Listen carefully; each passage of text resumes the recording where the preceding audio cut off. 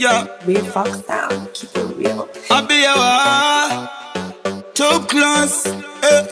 It's the be exclusive. Kingston reshumbanda vauzi nchititova afunga kuti nini ndingatadze kupfura nemurukova manje ndezvimango mazvangu zvandagova ebroshani nemrochani ndingati sekovi vaudze tiri varidzi vemabhebi vaite isi nekuti tovapfekedza mandepi iri chava kungereza ini pandosvika vanoedza kundimedza tondova ndikavaudza vaningehove ndovaredza saka mndovanyudza ebrochanchan saka ndiri up kunge 7 up kunge 7 up kunge 7 ndovarova tsap neshafu tsap neshafu tsap neshafu shafu emenochan gangsta face ikashatirira ndopotoziva kuti wapinda musango rachirira kana uchifunga kuti unoshingirira tokutsimbirira emenochan magangsta mad magangsta nokutsemura moyo munhu napakati vanga vachifunga vangashandisa karati tisovaredzi vanokwadzakana nyati tikati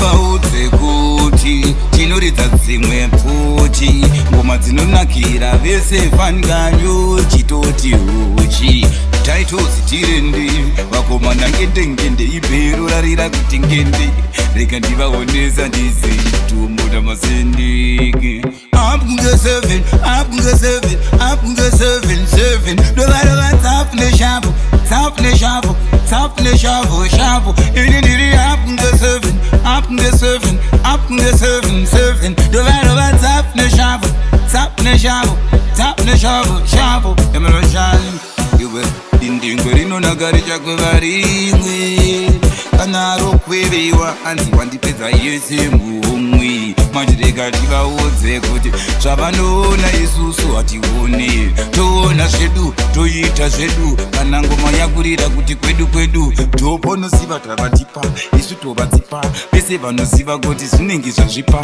vachasvipa vese vachaona kuti taitozima ngoma chinawo cheki chakazvimbanda limba vanga vachiedza kuda kuzonyura tsamba manje ndazvipapa ndobvachizasapa ndorapa mangoma ndavaonesa ndindavapapa taitozivukweva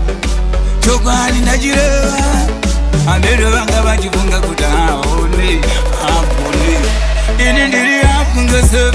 apunge 7 apunge 7 dovarova tsap neshafu tsap neshafu tsap neshafu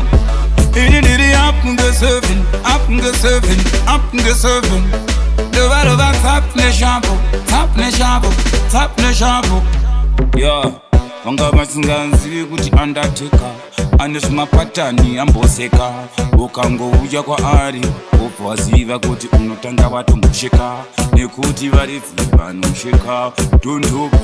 toita matsada masasika kana kumaitisa barika